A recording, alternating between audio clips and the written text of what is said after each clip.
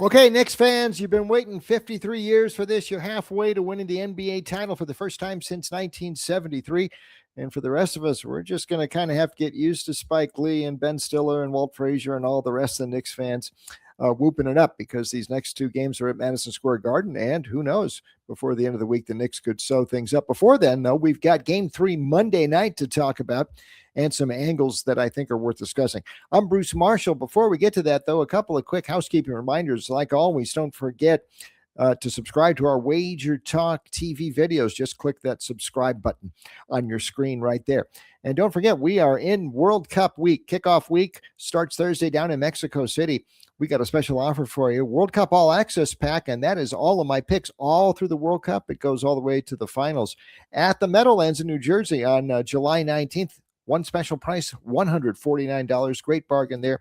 There's 104 matches at the World Cup this year, and we'll have it all the way through. Picks, I have them in my World Cup All Access Pack. That starts Wednesday. Remember, that deal is only good up through June 11th, so make sure you sign up for that right now. And as always, don't forget our special deal. Buy 3 days, $69. All of my picks will add 3 days for free.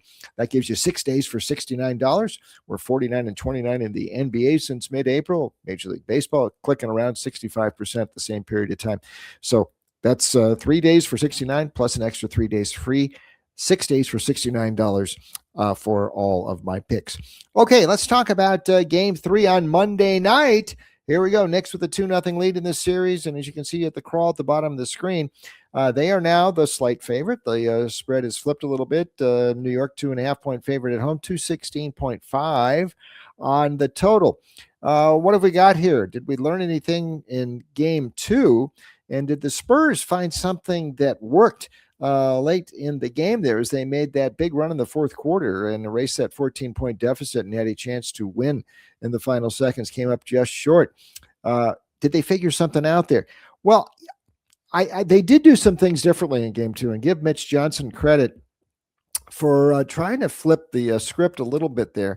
I thought defensively, and the Spurs haven't played a bad defensive series at all there, but they really upped the pressure a bit more and further up court, not just half court, 3/4 court, and full court even. And they've been making it, and they made it a lot tougher for the Knicks to get across the timeline and get into their offense in Game 2. And Jalen, Brunson in particular, I think they're bothering Brunson a little bit with that, because the Knicks are spending, especially in Game 2, we're spending a lot of time just getting across the timeline. They used all 8 seconds is what they have to get across midcourt. And you hit 16 seconds on the clock right when you get across midcourt. It takes a couple of seconds more to get into rhythm. So you got about 10, 11 seconds or so to look for a shot. I think the Knicks are going to have to make an adjustment on that in Game 3, and I think Mike Brown will. Now, normally with that, you think, let's go over the top, but that might be a little dangerous with a guy like Wemby sitting back there as a safety for San Antonio when they're trying some of this stuff. So I think we'll just see at the outset, the Knicks just push the ball up court a little bit quicker from the backcourt and try to get across the timeline a bit quicker there and make some adjustments there to not be so harried coming across the timeline. That will be one. 2, I think in Game 2, the Spurs caught a little bit of a break when Cat picked up his 4th foul, and it was a dubious call, and there were a couple of dubious calls on Cat in Game 2, but that took him out of the game when he had a huge first half. He had 17 points in the first half, and he had been playing well in the third quarter until he had to go to the bench there deep into the quarter with the 4th foul. He didn't come back into the fourth quarter. He never seemed to quite pick up his rhythm after that, and he wasn't much of an offensive factor in the fourth quarter. So I think that had something to do with the Knicks offense sort of bogging down in the final 12 minutes and San Antonio making up the ground. Listen, Cat has had a great playoff run. I think that was just sort of a one-off there. I'd look for him to bounce back, especially at home on Monday night. The Spurs, I think they still have some of the same fundamental problems we talked about right at the start of this series. And when the Knicks are in half court and they have a little bit more time to set up, we mentioned that especially when Cat's on the floor, they can play 5 out. That moves Wemby away from the basket, and it puts San Antonio in a bit of an uncomfortable situation defensively. And the Knicks have been able to exploit that somewhat. They're not shooting that well themselves, and this is especially true with Brunson. He's not had a great series thus far. Only 7 for 25 from the floor in game 2, only shooting 33% from the floor the first 2 games of the series. He was hitting about 50% from the floor the first 2 games of the series, the first 3 series in the playoffs up till the finals here. And he's also had 8 turnovers the first 2 games, 4 per game, and that's about twice as many as he's been having in the playoffs. So the Knicks, Brunson hasn't really got going like we know he can. A little bit of a spurt there in the fourth quarter of game 1, but he can probably shoot a little bit better. And I think that is a little bit of a scary thing here for the Knicks. One thing, though, you're seeing New York do, and this is, I think, the whole secret, what Mike Brown figured out before or into the playoffs here. 1, we mentioned that getting Cat a little bit involved running the offense through him back in the Atlanta series. But 2, it's just as the season wears on and the playoffs wear on, he's allocated minutes a lot better. And this is one of the reasons Jim Dolan, I hate to give him credit, the owner, but he moved out Tom Thibodeau after last season. He just thought this team wore out too much. If you looked at the starters' minutes last year, they played more minutes than anybody else. Their combinations played more minutes. They just seemed to wear out at the end of the seasons the last couple of years.